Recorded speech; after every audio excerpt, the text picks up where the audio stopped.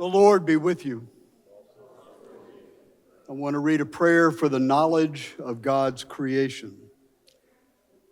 Almighty and everlasting God, you made the universe with all its marvelous order, its atoms, worlds, and galaxies, and the infinite complexity of living creatures. Grant that as we probe the mysteries of your creation, we may come to know you more truly and more surely fulfill our role in your eternal purpose. In the name of Jesus Christ, our Lord. Amen. We have worked our way to the end of Elizabeth Oldfield's book, Fully Alive. There are two principal chapters left, one on lust and one on pride. Her chapter on lust is really not fit for discussion in a large group, so I commend it to your private meditation and prayers. Her chapter on pride, to me, kind of just really reverts back to the structure of her analysis. So she defines pride as being distant and separate and cut off, which is kind of the overall theme. And then her notion of how you deal with pride as community, but that chapter deals a lot with her intentional living situation. So rather than go through all of that, I want to transition into where we're going to end this class, which is relating what Oldfield has said to classic Christian spirituality. We've got her kind of take on things, and I want to come back and try to show you how that is also classic Christian spirituality. I'm going to start with sharing with you one of my Lenten practices, which is to listen to, again, each year, a brilliant commencement address, which was given by David Foster Wallace at Kenyon College in 2005. It's called This is Water.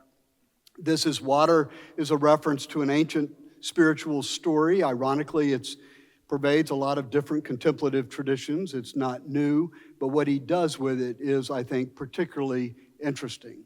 So it's a 20-minute clip, so settle in, get whatever you need. I want to run the entire 20 minutes.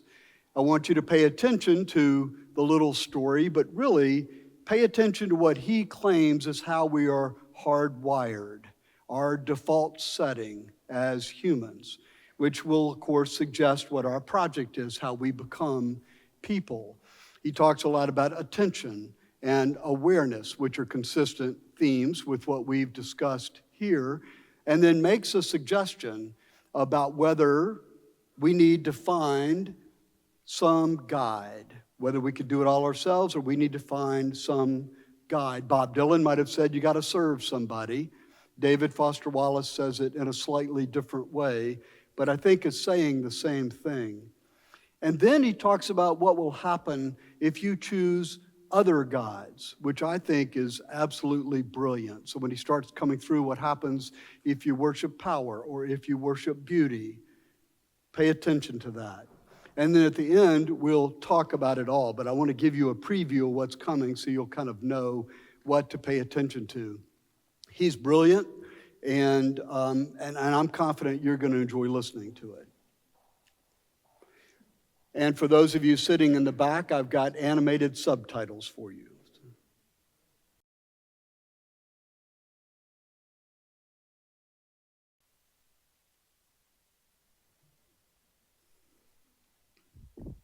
Good, right?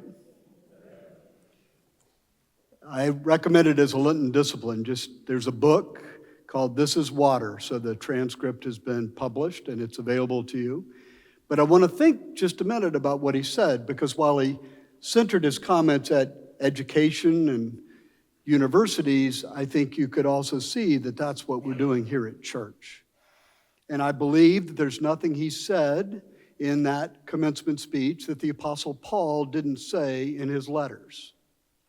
I believe this basic structure of how we become faithful, decentering ourselves in order to see the world differently and become more fully alive is what we've been talking about throughout Elizabeth Oldfield's description of the 7 deadly sins. And when we talk about faith, that is what we're talking about. We are talking about how we see, and do we see those possibilities that may be unlikely but are certainly possible? And when we see them, do we become different people? I would argue that we do, that we expand our capacity for God and God's presence. That compassion generated by the expanded field of vision is part of what we do when we come to church and when we pray. And when you think about the old style description of idols, they're not just fabricated pieces of art, wood or steel or gold. They are instead things we look for to give us life. He describes them as power and beauty and wealth, right? But what's brilliant about how he describes them is they don't give you life. In fact, they make it worse. So if you worship power, what does he say happens? You become weaker. You become more fearful. The very thing you're worshiping power in order to gain, you get farther and farther from. That's the classic definition of an idol. If we worship beauty, what happens?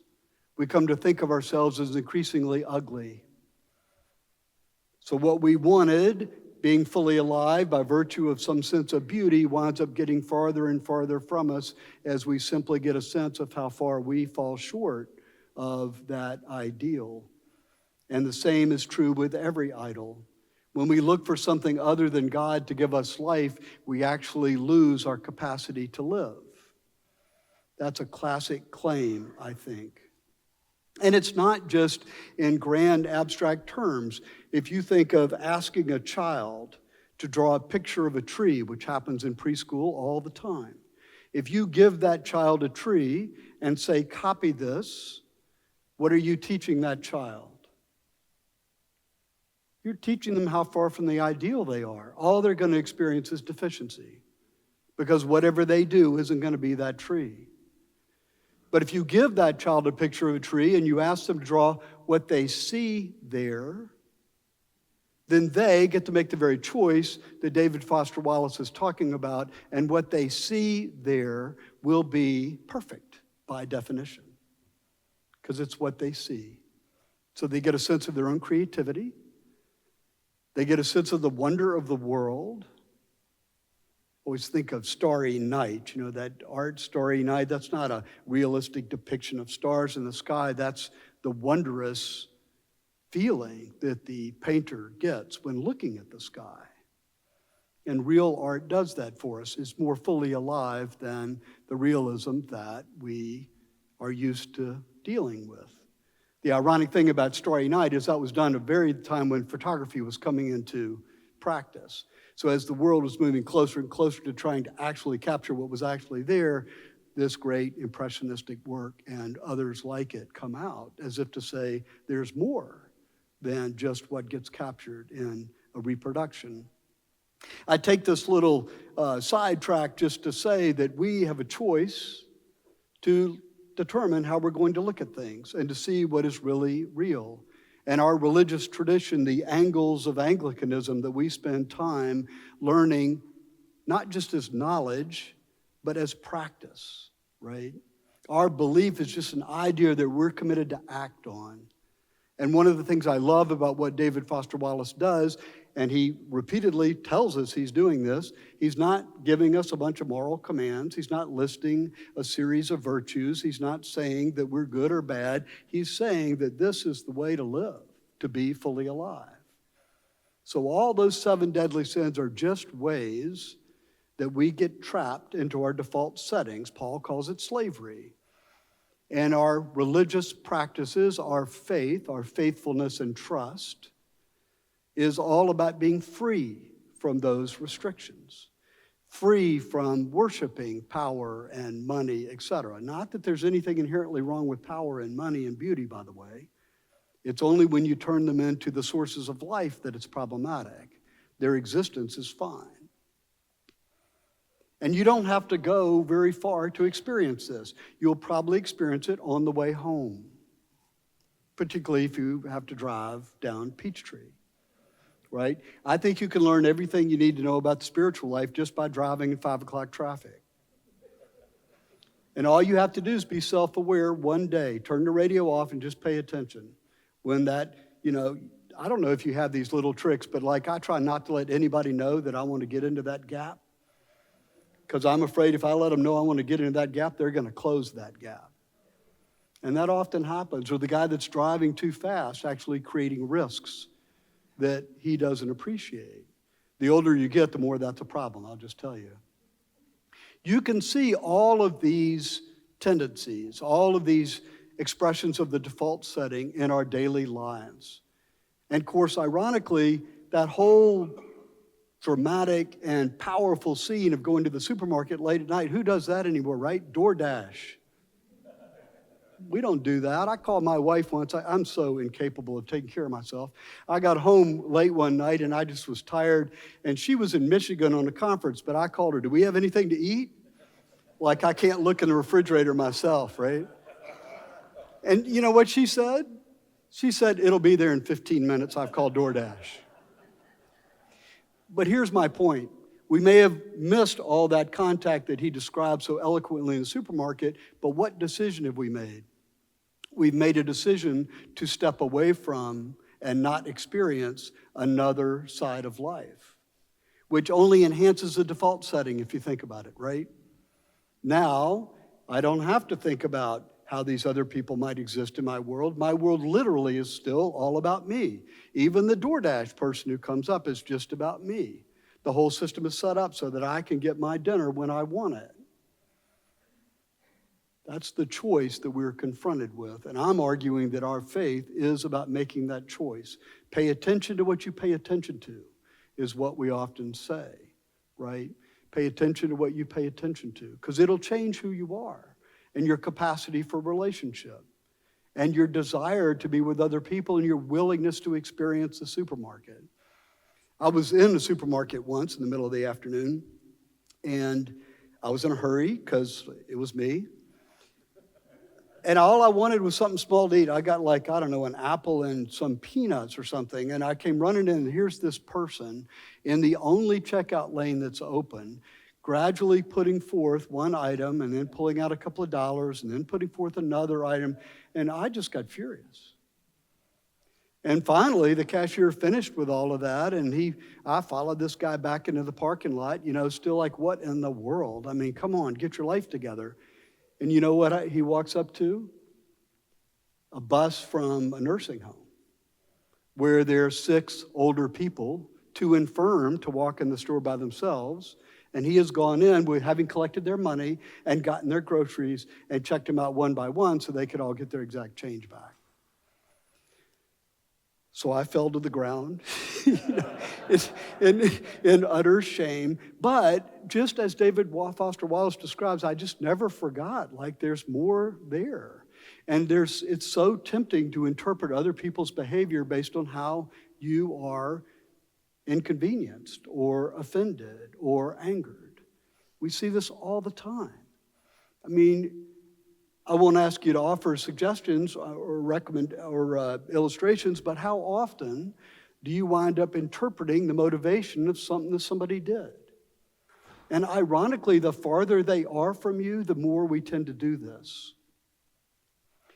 There is a great theory, actually. There's a wonderful book. It's called To Hate Like This Is to Be Happy Forever. To hate like this is to be happy forever. And it's about, this is going to shock you, the Duke-North Carolina basketball rivalry. But the principal theory of the book is that the anger people have for each other varies inversely with their position from center court. The players have grown up playing with each other. They're all going to be in the pros together. They're not all that mad at each other. They're all friends, frankly. The coaches who are one step back, they live their lives in slight opposition together, and, they kind of have a personal relationship. The boosters that are in the early pews, they're probably doing business together, and, they may shout things, but they kind of know the guys on the other side, okay? By the time you get to the top of the arena, it's like, kill them. Because there's no personal connection there. The same thing works out in life, I think. So it's easy to assume that we know the motivations of the political leaders who just made the boneheaded move we don't like. Harder when our neighbor does something not to wonder why they do it. But I'm suggesting that faithfulness, not just faith, but faithfulness, trust in God, is about holding open the possibility that you don't know why they did those things, right?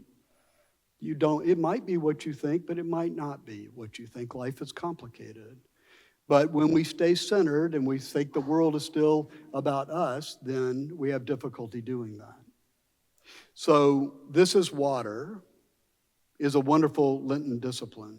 But I want you to see, at least my claim, that what David Foster Wallace is saying is the same thing Elizabeth Oldfield has been saying. It's the same thing that Evagrius was saying back in the 4th century when he came up with the 8 deadly thoughts. And it's the same thing St. Paul was saying in much of his letters about the freedom of faith.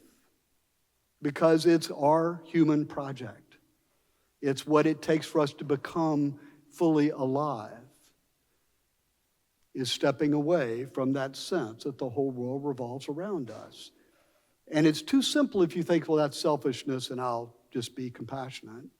Because as he notes, the world does kind of revolve around us, right? It's what we're seeing. We're seeing and experiencing through our own bodies, so it's very hard to get away from that. But our faith will teach us how to do that. And that's what faithfulness really is, I think.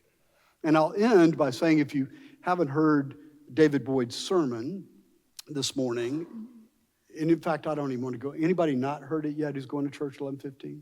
Well, it's excellent. But his example, his kind of sermon example towards the end of his sermon is really going to make this point. If you will feel, I felt, a real change in perspective.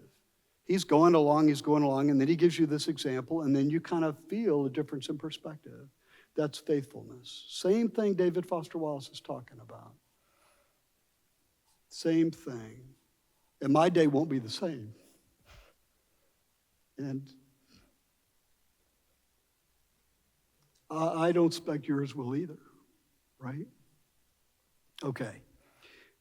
I've left you 10 minutes to comment, critique, or share thoughts about This Is Water or my comments on it. So what do you think? I'm really struck by your last statement. Faithfulness is often about holding open the possibility you don't know why someone did something. I don't know where somewhere along the way I'm struggling to conjure up a saying that I like. You have to give people a chance to surprise you. And it's often the people that frustrate you the most that you get the chance to surprise you. And the calculus I did in my head was, and I think our thinking minds that David Wallace is alluding to can get really hung up on the, well, wait a minute, we're not going to be right most of the time. And it doesn't really matter whether we're right, because I think the rate of return on that annoying degree of optimism far exceeds any return we get on being right about somebody's motivations, which I think gets back to how do we set our inner lives, our inner energy that we're going to radiate to the world. And so I try really hard not to worry about whether I'm right anymore, because I think I used to do that all the time, but instead just say, you know what, the optimism about people's intentions is going to inform a much better state of mind on my part. And that matters more to me more than anything at this point. Yeah, thank you. Thank you.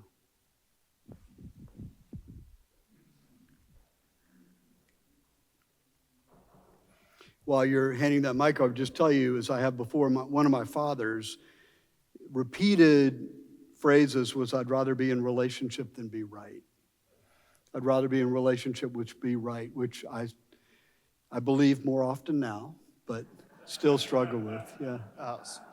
So my favorite, one of my favorite books is Thinking Fast and Slow by Daniel Kahneman, and it's one of the ideas in there is Wisiati. So what you see is all there is. That's the anagram for it. So it's, if you haven't experienced it already or you haven't thought it, you can't think it effectively, which to me pairs a lot well with this. And I think one thing that I've always taken from it, why I really liked what Wallace was saying there was, it challenges you constantly to say, think outside what your automatic brain is doing. The premise of the whole book is effectively our brains are hardwired, like the board he says, to essentially streamline all our thinking. And the further along we go down that path, the more our thinking is automatic instead of manual, of like, okay, forcing myself to think about it. So I think it's another spin on the same idea, with the whole purpose being the more that you can add different experiences into your life and understand others, the better you actually think and problem solve and approach life, which I think applies well here. Yeah, no, that's very helpful. That's very helpful, which aligns with, we've talked about Ian McGilchrist before and the hemispheric hypothesis of how your brain works, thinking fast and slow. While I don't think he quotes McGilchrist, does align with that way of thinking. So the more we do that problem-solving, analytical, linear thinking, the more we miss in our orientation and the more we assume to be true without knowing. Thank you. Yes, sir. So I took a lot of notes during that David Foster Wallace talk and your comments afterwards. I'm sure I'll rewatch it. But the one thing that I can't wrap my head around, he seems to suggest that, as you just pointed out, the way we are naturally hardwired isn't entirely serving us well, and we need to maybe adjust that. How do you square that with the idea that what's in our DNA, our programming is evolutionarily honed to be the things that actually keep us alive and let us thrive? Yeah, what a good question. Typical Sandeep question. I think first, what he says is it's a default setting. So it's not that the hard wiring is inadequate or insufficient. It's a default setting. And I do think that's where we go. That's where what the creation story in Genesis is all about, right? God creates us for relationship and a paradise that's perfect, and our first choice is to believe the snake that we don't need God. That would be an example of the default setting that he's describing. I think evolution is a fascinating notion of how we change over time, and I'm not persuaded that we always change in a way that allows us to thrive. It may allow us to survive, but maybe not to thrive. And I think Christianity kind of pokes at that a little bit. But the more we understand about evolution, the more we understand that there's a lot of group orientation to that. So at least you've got the compassionate sense of body inside that group. And it may be that real evolutionary progress is about the falling away of the distinctions between different tribes, maybe. The other thing I would say about evolution is Teilhard de Chardin, whose thinking is a bit scientifically obsolete now, but I think he's still right about this. De Chardin says that the evolutionary force, the driving, animated force through the development of all creation is love, the force that attracts and combines. So that what evolution really reflects is the increasing sophistication of organisms, of things. You know, holon. A holon is a system that's part of a larger system. So I think there's some suggestion that that default setting works against the evolutionary development of what allows us to thrive. Does that make sense? But ultimately, I just want to say, yeah, I don't know. I don't know. I'm not sure they do either. But I do know, I feel more fully alive when I get away from the default setting. That I'm pretty confident about. Yes, sir. To resolve, actually, the book by itself actually is very refreshing. But I've come to resolve that this is something that we cannot do on our own, not by trying. My niece called me from Texas yesterday. She's going through some challenging time. And it so happens that I'm going through a very rough time, too. I haven't called her in a long time. And I've agreed to myself, I'm going to stop complaining to people because they cannot understand me. And we talked to a point where my niece said, what I'm trying to do right now is learn to trust more in God. He says about actually trusting, So I'm thinking to myself, trusting, again, is not something that you do on your own. It's through this challenge that we go through each day. God actually doing things in our life to, as we learn to rest in His grace and then just submit that, okay, I don't know what to do, but I know who can do it. You, Lord Jesus, I know you love me, you care, and you are the only one that can change the situation, that can move me forward, that can do this. I said that's where trusting actually happens. It's not something that I'm going to tell somebody I'm trusting in the Lord and I'm just going to maybe because I'm trusting in the Lord, I'm going to write this down or I'm going to give this to somebody or whatever. It's nothing that we can do. It's through the challenge that God throws in our life, through those things, difficulties, and how we say, okay, I've tried to stand up on my feet, but I can't. I'm going to let you do what you need to do, Lord. That's where that growth in trust. And I brought the situation about David, how he ended up being called the apple of God's own eye, is because God has seen something deep inside of him, that there's nothing else I can do to this man to make him deny me. That's why God said, this is a man after my own heart. Because God sees in him.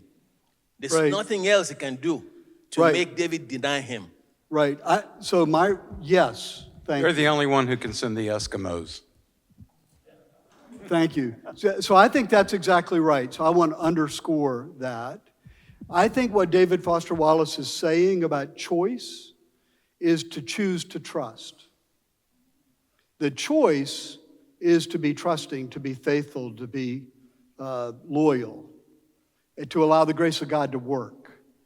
To choose otherwise, to stay in your self-centered focus, is to think you could do it on your own, using the tools of what people say about me or what I own or what I've achieved, for example, right? The idols. When we worship an idol, invariably that's a tool that we're using for our own kind of self-control and growth. So I agree with everything you said. I think David Foster Wallace is going one step back and saying the choice is to choose to trust.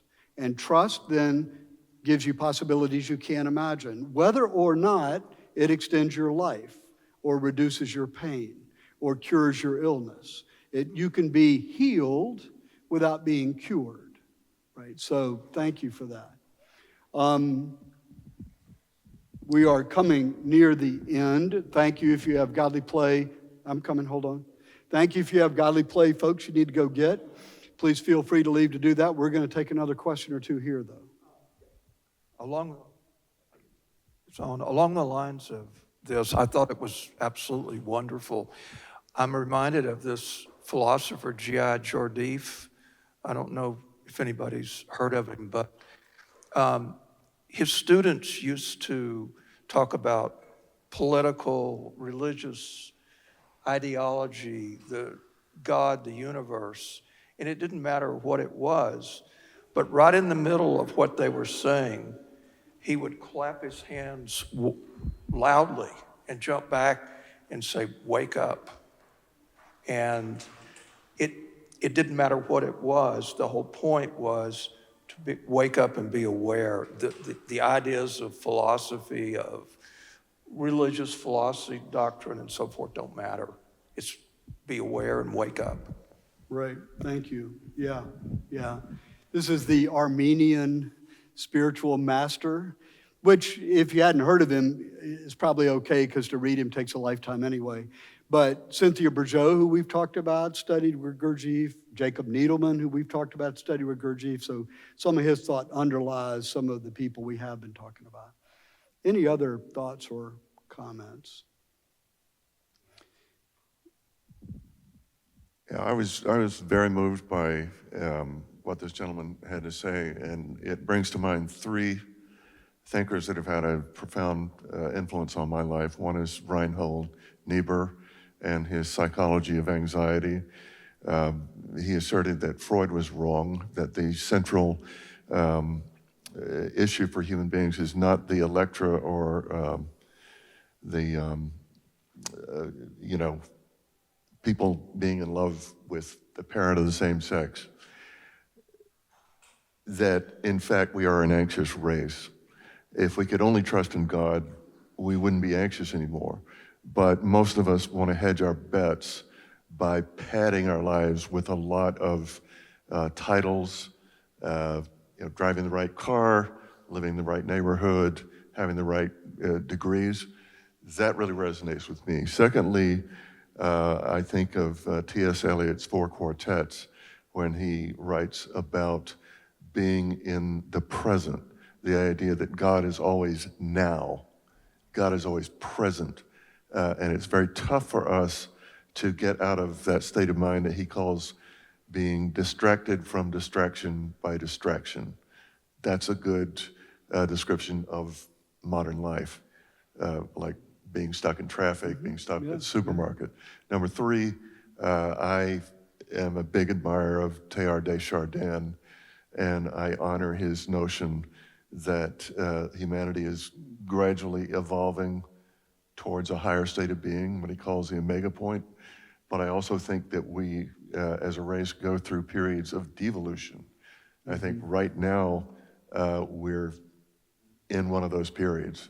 Yeah. So the idea of choosing not to go to the default setting, I think is crucially important. Yes, thank you, thank you. So I just want to underscore at the end of the day, attention and awareness are the themes that are driving all of this. And I will tell you as we close, I love David Foster Wallace. He's written a couple of novels, but really his short stories are absolutely brilliant. Sadly, he committed suicide at a very young age. So just knowing the truth doesn't always mean you can live a life that's fully alive. But some of his short stories are really worth reading, and his longer books are too, if you have the capacity to do that. We will continue talking a little bit about how we make meaning, which kind of follows on to some of this awareness and attention. But I leave you with the idea that you can choose to trust in God, and that is a prerequisite to being more fully alive. Go in peace to love and serve the Lord.